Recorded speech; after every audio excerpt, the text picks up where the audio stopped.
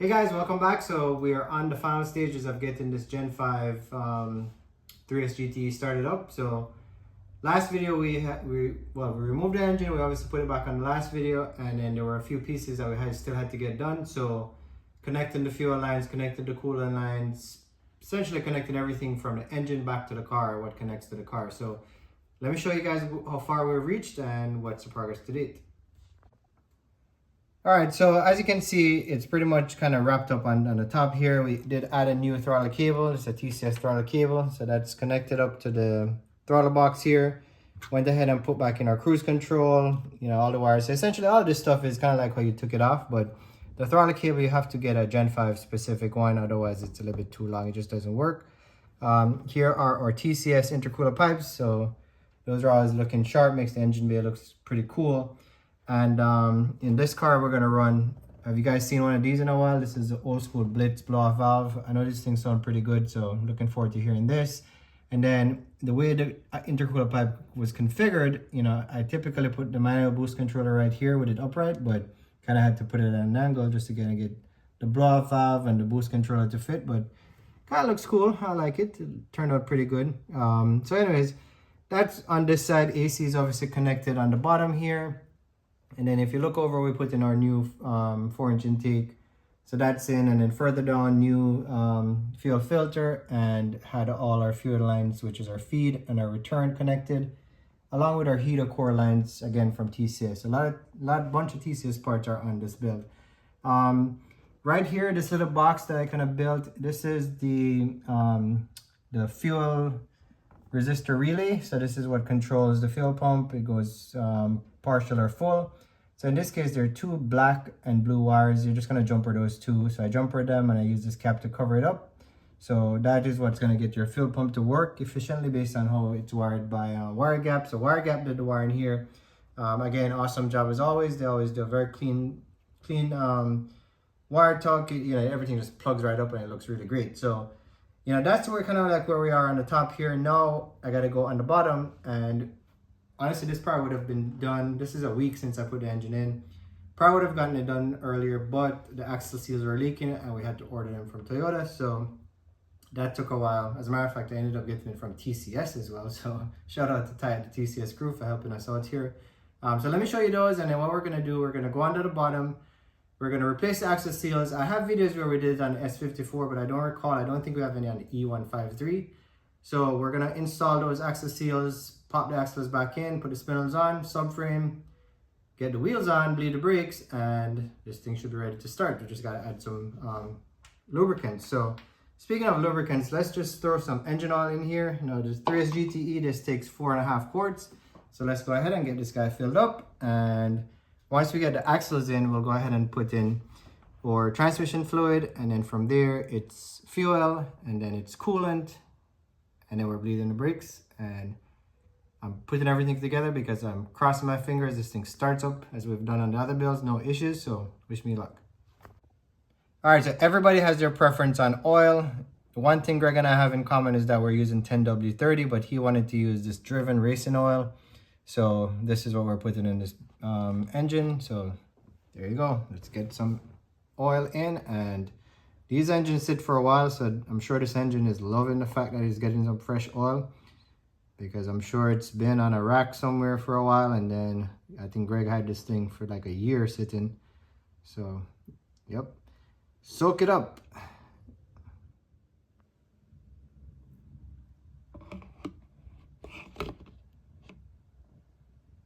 Well guys, so here are the axle seals. So this one is on the, actually I should put them like this, and then I don't know, maybe on camera it's reversed, but this one goes on the driver's side, this one is on the passenger side. So here are the part numbers for the E153. So we're gonna pop out the old ones on the bottom, and then we're gonna put those in, and I have this little tool right here, bought this years ago, that kind of works like this. So when you're putting in the seal, it just kind of fits over here and just kind of push it in. So we're gonna grease these up anyways. Hopefully they go in pretty smooth. When I'd done Uncle Kevin's car, they went in pretty smooth, so I'm hoping the same here. But yeah, that's what's going on. So let's get going. Let's get on and get this car. All right, guys, so here's the driver's side axle seal. This is the larger one. And when I take these out, I always make note of where it's sitting. So as you can see, the lip is kind of flush with the body of the transmission case. So that's exactly where we're gonna put it back in, or that's our goal. And then I have this tool here that I use to pop these out. You could use a screwdriver, but this one works pretty good. So we're just gonna go in and just go work your way around, just slowly, just kind of tug on it. You're not gonna damage anything because you're inside the seal. So there you go. And this ring is what typically when you're putting it in, you want to make sure it doesn't fall out. Now it's obviously fell out on the way out, but that's fine. We just don't want it falling out on the way in. And this seal, I can tell, has never been changed, so it's sitting in there pretty tight. I'm gonna put some penetrating fluid around here to kind of encourage it. But yeah, we're gonna get this out.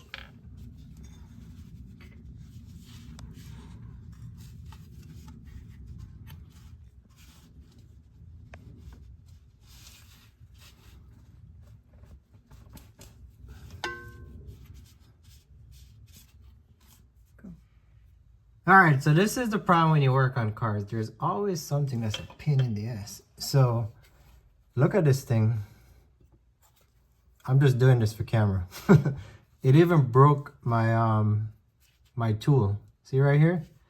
So I had to get heavy with, as a matter of fact, look at all these things down here. I tried everything here to try to nudge it out. Look how corroded that is. It was pretty much stuck in there.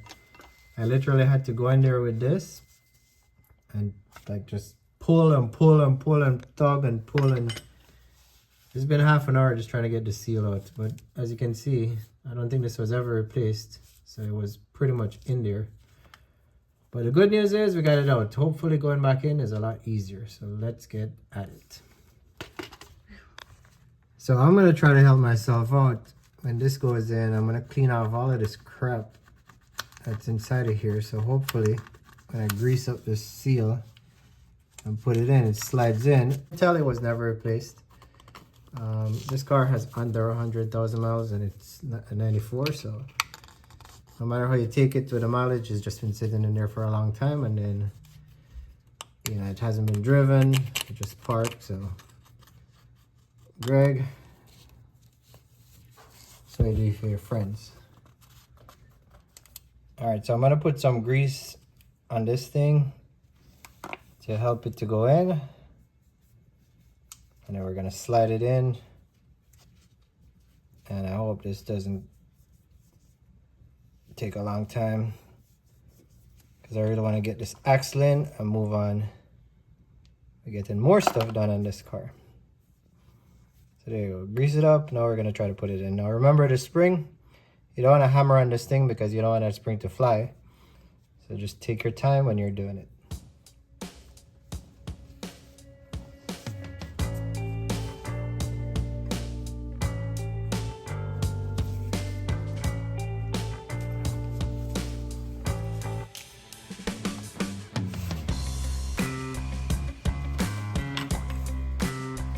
And sure enough, it is just as tight going in. So I'm gonna have to just take my time and slowly tap it in until I get it all the way in.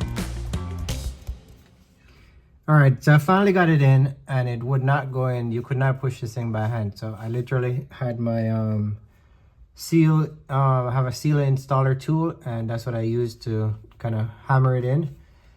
And look, just looking at it, there's the lip here before was all the way in. So the seal is actually pressed up on this white thing.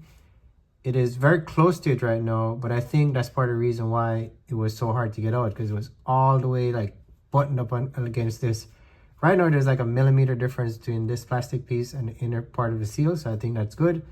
And I don't want to hammer this thing too hard, so I think we're good to go here. So yeah, that was in, but that took way longer than I expected. I'm gonna go to the other side now, and then we can get the axles. So we're now on the passenger side, and the good news here is even my broken tool was enough. So it cracked right here, but it was enough. I did this off camera, but I'm just gonna, it was enough to me to put it in and pry it out. But still, you can see all the buildup. Oops, sorry. All the buildup around the seal, which would just kind of glue that thing in there. So now I'm gonna clean what's in there, and we're gonna slide this one in and cross my fingers. It goes in a lot easier than the one on the other side. So here's a tip, guys. When you're changing your axle seals, do it with the transmission out of the car, because it is very awkward doing it under the car right here. And I was gonna put in the subframe to kind of keep things moving along. I'm very happy I did not do that, because it would have been even more awkward.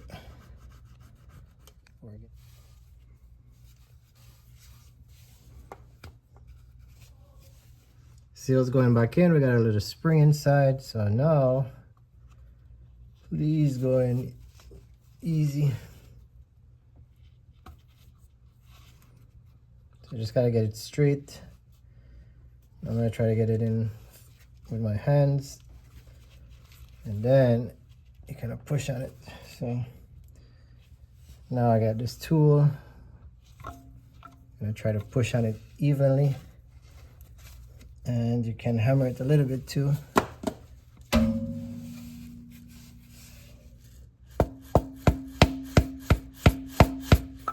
So gentle taps, and just kind of watch the guide and just kind of hammer it in as you go.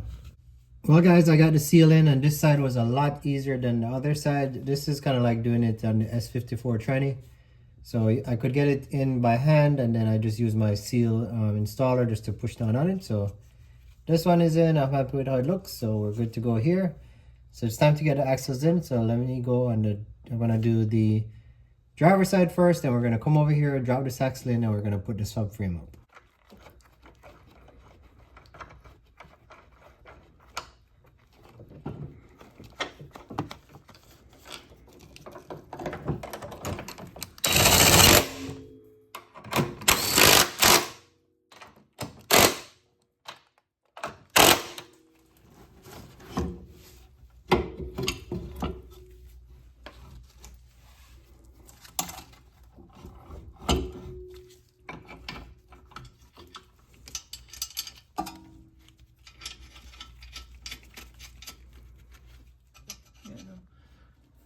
All right, so we're under the car. I got the axle in. We bolted up to the block right here. So I'm just tightening up the bolts. There are two brackets, one that goes up to the block. Well, two of them that go up to the block, and then they kind of support the carrier here for the axle. So just making sure I get everything nice and tight.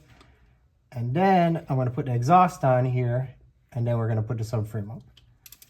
So this is really, I think this is probably the hardest part. The exhaust can be a pain in the ass, but at least it's just lining up bolts.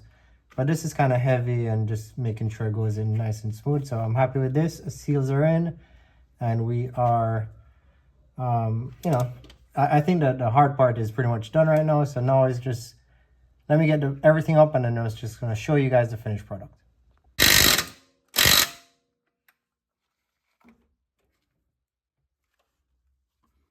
You know, we obviously painted the exhaust and the subframe. So, you know, as you guys know, I like to put everything back together looking brand new. So this is as new as we could get it, but everything is painted with high temp paint. So let's throw it on, because it's supposed to look good underneath as it does above. So let's go.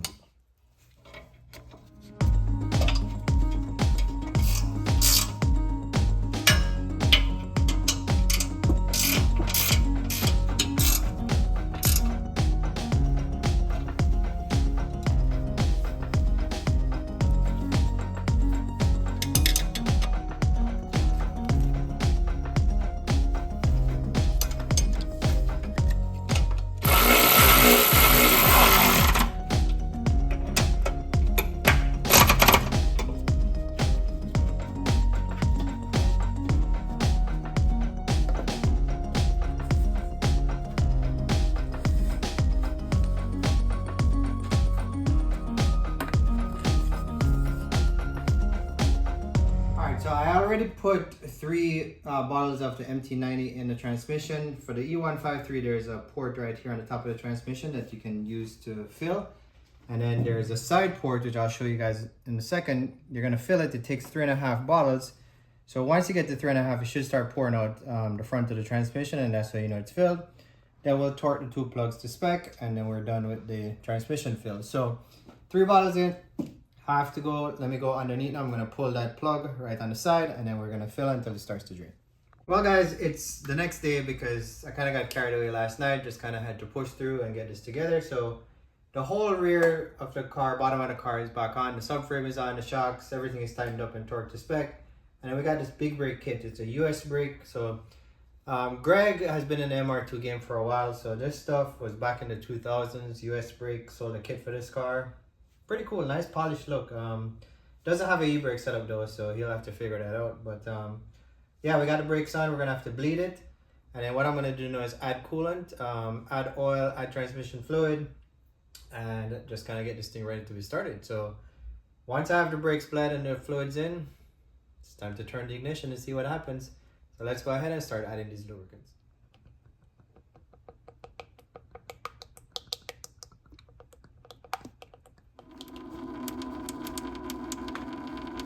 All right, so here's the overflow. So we're gonna pull this out and make sure your car is level. And then I'm gonna go up top, I'm gonna add some more transmission fluid and just wait for that thing to leak, and then we'll plug it.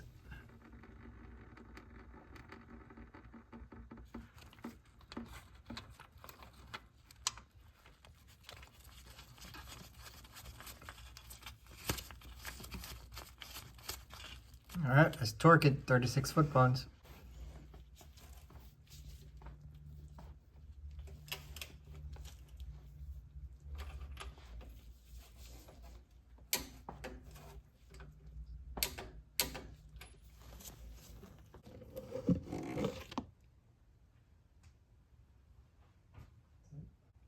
Super hard to film, but right on the top of the transmission you have the plug that you use to fill the fill port, and there's a washer that goes on it, so make sure you put it with a new washer. We're going to torque this down and we're done with the transmission.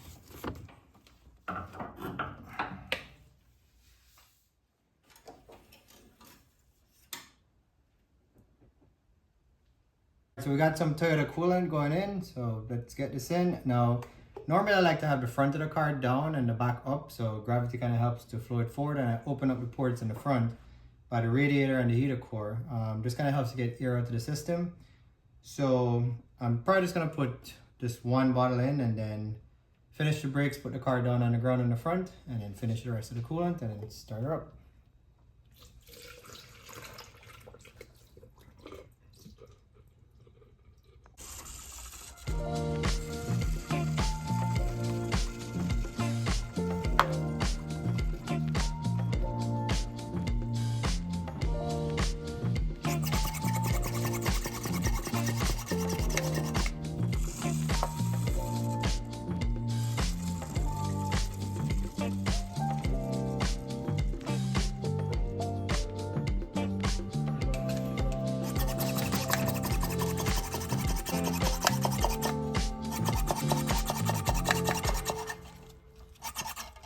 We're at that moment where we start this engine for the first time and cross our fingers that it goes well. So, with that said, Greg, you're on the key. Fingers crossed. Ready? Alright, so it's not going to start right now. I pulled the EFI fuse. So what we're going to do is turn the engine over like 3 times just to get the fuel going, get the oil circulating, and then we're going to put in back the fuse, get fuel in, rolling through the motor, and hopefully it starts. So here goes.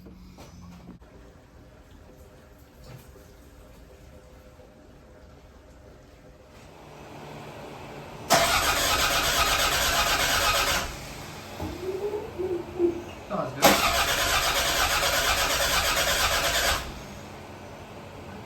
More. See what happens. Ready? Yep. 3, 2, 1.